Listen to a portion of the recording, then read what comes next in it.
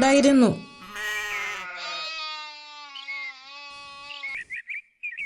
അദ്ദേഹം ദരിദ്രരെ സ്നേഹിക്കുകയും അവർക്ക് ഭക്ഷണവും വസ്ത്രവും നൽകുകയും ചെയ്തിരുന്നു. അദ്ദേഹത്തിന്റെ പുത്രന്മാരും അദ്ദേഹത്തെ പോലെ ദാനധർമ്മങ്ങൾ ചെയ്തിരുന്നു. ഈ അനുഗ്രഹങ്ങൾക്കെല്ലാം പ്രവാചകൻ അള്ളാഹുവിന് നന്ദി പറഞ്ഞു. ആളുകൾക്ക് പ്രവാചകനോടുള്ള സ്നേഹം കണ്ടപ്പോൾ ശൈത്താന് പ്രവാചകനോട് അസൂയ തോന്നി. ഇത് അവസാനിപ്പിക്കാൻ ശൈത്താൻ തീരുമാനിച്ചു. ഒരു ദിവസം ശൈത്താൻ അള്ളാഹുവിനെ സമീപിച്ചു. അയ്യൂബ് നബിയെക്കുറിച്ച് പിശാച് അള്ളാഹുവിനോട് പരാതി പറഞ്ഞു. പ്രവാചകൻ എപ്പോഴും അള്ളാഹുവിനോട് പ്രാർത്ഥിക്കുമെങ്കിലും അദ്ദേഹം ഒരിക്കലും ഒരു ആത്മാർത്ഥതയുള്ള വ്യക്തിയല്ല. ശൈത്താൻ പറഞ്ഞു. എന്നാൽ അള്ളാഹു ശൈത്താനോട് പറഞ്ഞു, അയ്യൂബ് എൻ്റെ ഏറ്റവും ആത്മാർത്ഥതയുള്ള ഭക്തന്മാരിൽ ഒരാളാണ്. പ്രവാചകന്റെ ആത്മാർത്ഥതയുടെ ആഴം ശൈത്താനെ കാണിച്ചു കൊടുക്കാൻ അള്ളാഹു ആഗ്രഹിച്ചു. അയ്യൂബ് നബിയുടെ സ്വത്തിൽ അവൻ ഉദ്ദേശിച്ചത് ചെയ്യാൻ പിശാചിന് അള്ളാഹു അനുമതി നൽകി. ശൈത്താന് ഇപ്പോൾ വളരെ സന്തോഷമായി. ശൈത്താൻ പ്രവാചകന്റെ ഉടമസ്ഥതയിലുള്ളതെല്ലാം നശിപ്പിക്കാൻ തുടങ്ങി. അവൻ അദ്ദേഹത്തിന്റെ കൃഷിസ്ഥലങ്ങളും കന്നുകാലികളും എന്നിവിടങ്ങളെല്ലാം കത്തിച്ചു കളഞ്ഞു. അവൻ അദ്ദേഹത്തിന്റെ എല്ലാ ദാസന്മാരെയും നശിപ്പിച്ചു. അയ്യൂബ് നബി ഇപ്പോൾ എല്ലാം നഷ്ടപ്പെട്ടവനായി മാറി.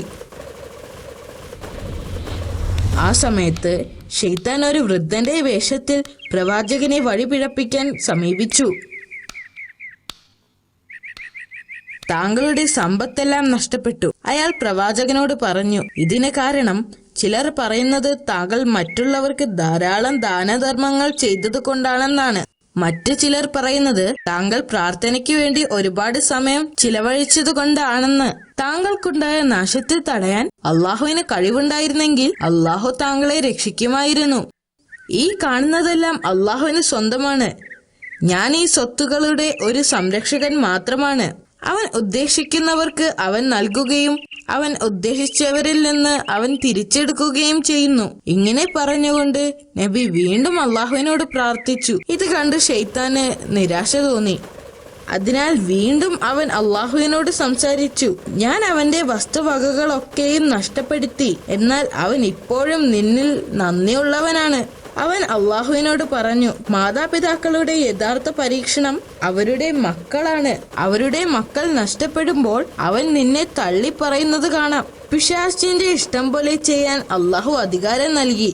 എന്തൊക്കെ ആസൂത്രണങ്ങൾ നടത്തിയാലും പ്രവാചകന്റെ വിശ്വാസവും ക്ഷമയും ഇല്ലാതാക്കാൻ കഴിയില്ലെന്ന് അള്ളാഹു അവന് മുന്നറിയിപ്പ് നൽകുകയും ചെയ്തു. പ്രവാചകൻ താമസിച്ചിരുന്ന വീട് നശിപ്പിച്ചു. അദ്ദേഹത്തിന്റെ മക്കളെല്ലാം അതിനുള്ളിൽപ്പെട്ട് മരണപ്പെട്ടു. പ്രവാചകന്റെ ഹൃദയം തകരുന്ന കാഴ്ചയായിരുന്നു അത്. ശൈത്താന് വളരെയധികം സന്തോഷമായി. അവൻ വീണ്ടും ആ പഴയ വൃദ്ധന്റെ രൂപത്തിൽ പ്രവാചകന്റെ അടുത്തേക്ക് വന്നു. എന്നിട്ട് അദ്ദേഹത്തോട് പറഞ്ഞു, താങ്കളുടെ മക്കൾ മരണമടഞ്ഞ സാഹചര്യം വളരെ ദുഃഖകരമായിരുന്നു. നിന്റെ നാഥൻ നിന്റെ പ്രാർത്ഥനകളുടെ പ്രതിഫലം നൽകിയില്ല.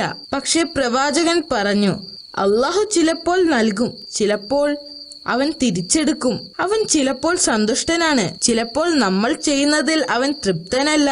എന്ത് സംഭവിച്ചാലും എന്റെ വിശ്വാസത്തിൽ ഞാൻ ഉറച്ചു നിൽക്കുക തന്നെ ചെയ്യും. എന്റെ സൃഷ്ടാവിനോട് ഞാൻ നന്ദിയുള്ളവനായിരിക്കുകയും ചെയ്യും. പിന്നെ പ്രവാചകൻ തന്റെ നാഥനോട് പ്രാർത്ഥിച്ചു. ഇത് കണ്ടപ്പോൾ ശൈത്താൻ വീണ്ടും കോപാകുലനായി. ശൈത്താൻ വീണ്ടും അള്ളാഹുവിനെ സമീപിച്ച് പറഞ്ഞു, അയ്യൂബിന് തന്റെ സമ്പത്ത് മുഴുവനും നഷ്ടപ്പെട്ടു. കുട്ടികൾ മരിച്ചു. അവൻ ആരോഗ്യമുള്ളിടത്തോളം കാലം ഇനിയും കുട്ടികൾ ഉണ്ടാവുമെന്ന പ്രതീക്ഷയിൽ അവൻ അള്ളാഹുവിനെ കൂടുതൽ കൂടുതൽ ആരാധിച്ചു കഴിയും. അതുകൊണ്ട് അദ്ദേഹത്തിന്റെ ശരീരത്തെ തളർത്തുവാൻ എനിക്ക് അനുവാദം തരണം. പിന്നീട് അവൻ ഒരിക്കലും അള്ളാഹുവിനെ ആരാധിക്കുകയില്ല. പിശാചിനെ ഒരു പാഠം പഠിപ്പിക്കണമെന്ന് അള്ളാഹു ആഗ്രഹിച്ചു. അതിനാൽ അവന്റെ മൂന്നാമത്തെ അഭ്യർത്ഥനയും അള്ളാഹു അനുവദിച്ചു. ശൈത്താൻ പ്രവാചകന്റെ ശരീരത്തിൽ പ്രവർത്തിക്കാൻ തുടങ്ങി. പ്രവാചകൻ രോഗബാധിതനായി. കുറച്ചു കഴിഞ്ഞപ്പോൾ നബിയുടെ ശരീരം വെറും അസ്ഥിയും തൊലിയും മാത്രമായി. എന്നാൽ പ്രവാചകൻ തന്റെ സകല വിശ്വാസങ്ങളിലും ശക്തമായി ഉറച്ചുനിന്നു.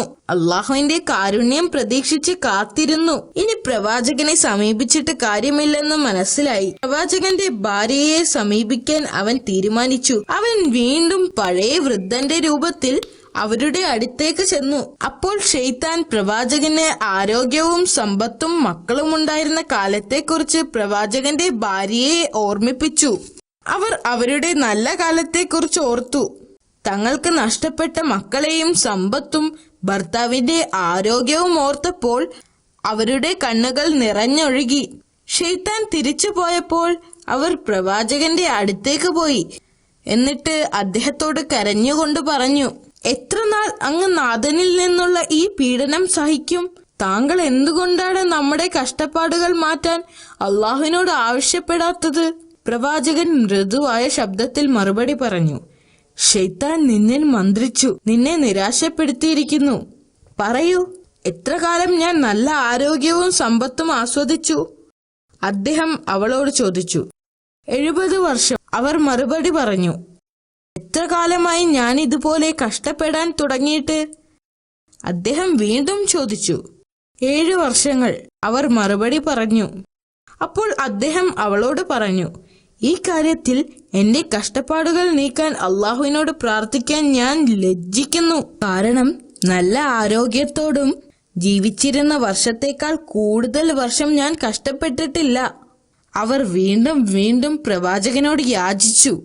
അപ്പോൾ അദ്ദേഹം അവളോട് പറഞ്ഞു, നിങ്ങളുടെ വിശ്വാസം ദുർബലപ്പെട്ടിരിക്കുന്നു. നമ്മുടെ നാഥനോടുള്ള വിശ്വാസത്തിൽ നിങ്ങൾ അസംതൃപ്തയാണ്. എപ്പോഴെങ്കിലും എനിക്കെന്റെ ആരോഗ്യം തിരിച്ചു കിട്ടുകയാണെങ്കിൽ ഞാൻ നിന്നെ 100 ചാട്ടവാറാടി അടിക്കും എന്ന് അദ്ദേഹം പ്രതിജ്ഞ ചെയ്തു. അദ്ദേഹം അവളോട് വീട് വിട്ടു പോവാനും മേലിൽ തിരിച്ചു വരരുത് എന്നും ആജ്ഞാപിച്ചു. ഇത് കേട്ട് അവർ അമ്പരന്നു. അവർ വളരെയധികം വിഷമത്തോടുകൂടി വീട് വിട്ടുപോയി. അവർക്ക് അദ്ദേഹത്തോട് വളരെയധികം ഇഷ്ടമായിരുന്നു. തന്റെ ഭാര്യയോട് അങ്ങനെ പറയേണ്ടി വന്നതിൽ അദ്ദേഹത്തിന് വിഷമം തോന്നി. അവർ തെറ്റായൊന്നും ഉദ്ദേശിച്ചില്ലെന്ന് അദ്ദേഹത്തിന് അറിയാമായിരുന്നു. ഈ നിസ്സഹായാവസ്ഥയിൽ അദ്ദേഹം അള്ളാഹുവിനോട് പ്രാർത്ഥിച്ചു. അത് പരാതിപ്പെടുന്നതിനായിരുന്നില്ല, അള്ളാഹുവിന്റെ കാരുണ്യത്തിന് വേണ്ടിയായിരുന്നു. എന്റെ നാഥ, ഞാൻ അവശനായിരിക്കുന്നു. നീയാണ് ഏറ്റവും വലിയ കരുണാമയൻ. പ്രവാചകന്റെ പ്രാർത്ഥന സ്വീകരിച്ച് അള്ളാഹു അദ്ദേഹത്തോട് കരുണ കാട്ടുകയും ചെയ്തു. അള്ളാഹു പ്രവാചകനോട് തന്റെ കാൽ ഭൂമിയിൽ അമർത്താൻ ആവശ്യപ്പെട്ടു. പ്രവാചകൻ ആ കൽപ്പന അനുസരിച്ചു. പെട്ടെന്ന് തന്നെ നിലത്തു നിന്നും ഒരു ഉറവ വന്നു. അള്ളാഹു കൽപ്പിച്ചതുപോലെ അദ്ദേഹം ആ വെള്ളത്തിൽ കുളിച്ചു. പെട്ടെന്ന് അദ്ദേഹത്തിന് സുഖം പ്രാപിച്ചു. അദ്ദേഹത്തിന് വിശ്വസിക്കാൻ കഴിഞ്ഞില്ല. അതേസമയം തന്റെ വിശ്വസ്ത ഭാര്യയ്ക്ക് ഭർത്താവിനെ പിരിഞ്ഞ് അധിക ദൂരം പോകാൻ കഴിയില്ലായിരുന്നു. അവർ അദ്ദേഹത്തെ ഓർത്ത് കുറേ വിഷമിച്ചു. അതുകൊണ്ട് തന്നെ അദ്ദേഹത്തെ പരിചരിക്കാൻ അവർ ആഗ്രഹിച്ചു. അവർ വീട്ടിലേക്ക് മടങ്ങി വന്നു. വീടിനകത്ത് കടന്നപ്പോൾ പെട്ടെന്നുള്ള മാറ്റം കണ്ട് അവർ അതിശയിച്ചു. പ്രവാചകൻ വീണ്ടും ആരോഗ്യവാനായിരിക്കുന്നു. അദ്ദേഹത്തിന്റെ എല്ലാ അസുഖങ്ങളും ഇല്ലാതായിരുന്നു. അവർ അദ്ദേഹത്തെ കെട്ടിപ്പിടിക്കുകയും അള്ളാഹുവിനോട് നന്ദി പറയുകയും ചെയ്തു. പ്രവാചകൻ ദേഷ്യത്തിലായിരുന്നപ്പോൾ എടുത്ത ശപഥത്തെക്കുറിച്ച് ഓർത്ത് അദ്ദേഹം ഇപ്പോൾ ദുഃഖിക്കുന്നു. ആരോഗ്യം തിരിച്ചു കിട്ടുകയാണെങ്കിൽ ഭാര്യയ്ക്ക് 100 അടി നൽകുമെന്ന് സത്യം ചെയ്തിരുന്നു. അവളെ വേദനിപ്പിക്കാൻ അദ്ദേഹത്തിന് കഴിയുമായിരുന്നില്ല. എന്നാൽ അള്ളാഹുവിനോടുള്ള വാക്കുകൾ തെറ്റിക്കാനും അദ്ദേഹത്തിന് കഴിയില്ലായിരുന്നു. അള്ളാഹു തന്റെ വിശ്വസ്ത ദാസന്റെ ധർമ്മസങ്കടം പരിഹരിക്കാൻ വീണ്ടും സഹായത്തിനെത്തി. അള്ളാഹു അദ്ദേഹത്തോട് കനം കുറഞ്ഞ പുല്ലിന്റെ ഒരു കെട്ടുണ്ടാക്കാനും അത് വെച്ച് ഭാര്യയെ പതുക്കെ അടിക്കുവാനും ആവശ്യപ്പെട്ടു.